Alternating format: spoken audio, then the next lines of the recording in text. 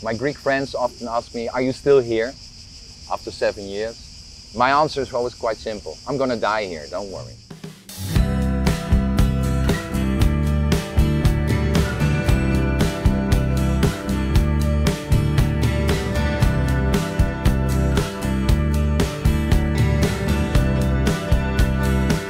I bike around almost every day, or at least a few times a week. And I work as a guide. Not a real guide, because I don't do archaeological things, although I know a lot about them. But I go around with tourists. So I take them to the places that I like in Athens. For instance, for example, the meat market and the fish market. My favorite place in Athens. Because there it's a bit chaotic. There you have the fruit and the vegetable market. And yeah, you have this mix of all these cultures. You have the noise of Athens, the sound of Athens, and the smell of Athens.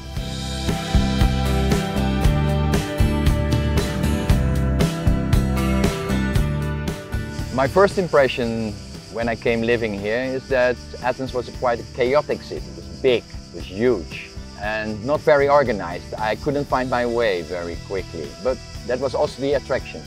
I fell in love with the ugliness, because Athens is not a beautiful city, but it's the most beautiful ugly city. There's a Russian poet, his name is Boris Reznik, and he wrote, "Ugliness is beauty that can't be contained within the soul." And this sentence was running around in my head for many years. And here in Athens was the first time I understood this sentence.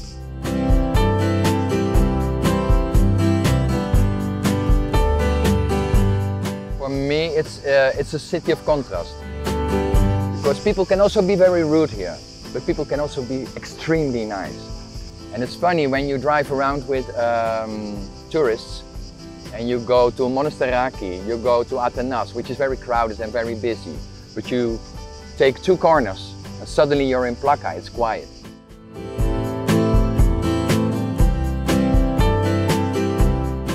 Athens has all the layers of life very close to each other.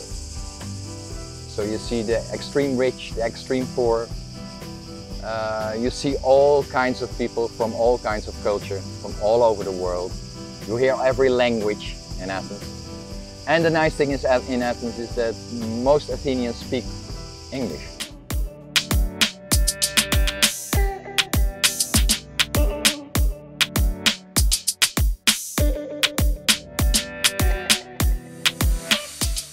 The Greeks know how to sit down.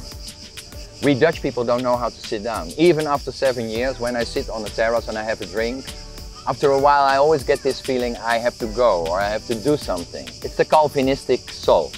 You cannot get it out.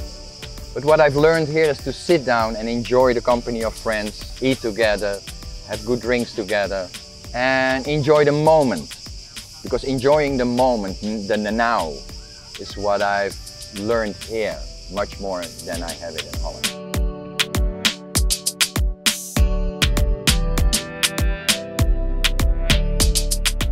What I like, you can go to a Greek restaurant, you can sit down, and you're in charge. You can do whatever you like. They just want you to have a good time.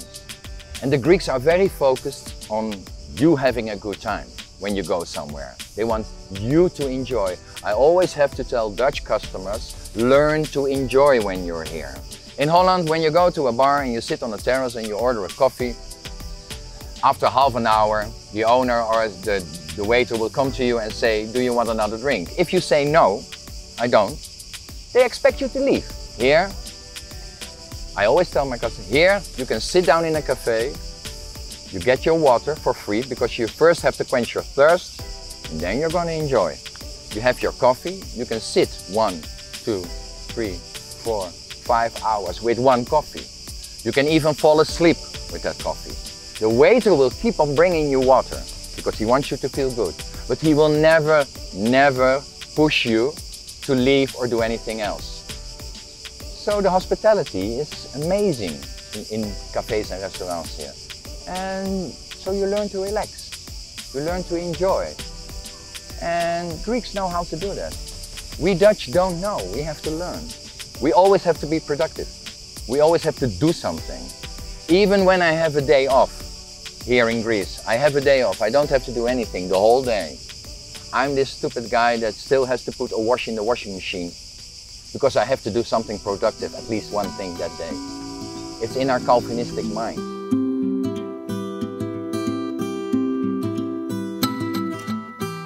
I grew up in Holland in a very liberal period. Everything was allowed in Holland. You could do anything you like in Holland. That has changed. Holland became very much a controlled country, avoiding risks in life or trying to control risks in life. In Holland, every tree is exactly 6 meters from the next tree. That seems like nice, but my eyes weren't tickled. There was never a moment in Holland that I looked back or looked around and thought, oh, surprising. Never. Here it happens all the time. For me, that's very boring. I need to see the edges of life. I need to see the danger of life. I need to see the risks in life. I don't want to live a secure life. I just don't want it. It seems very easy, like, oh, okay, life is cool, I have my job, I have my money, I have everything. But it doesn't work for me. I need to feel maybe a little bit danger, I don't know, but I need to feel something that makes me alive.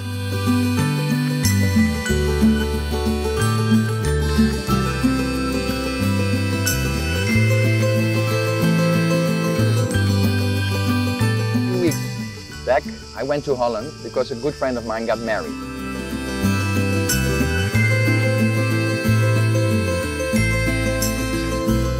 It was the first time I went back, I realized, and it was quite weird, that Holland is not my country anymore.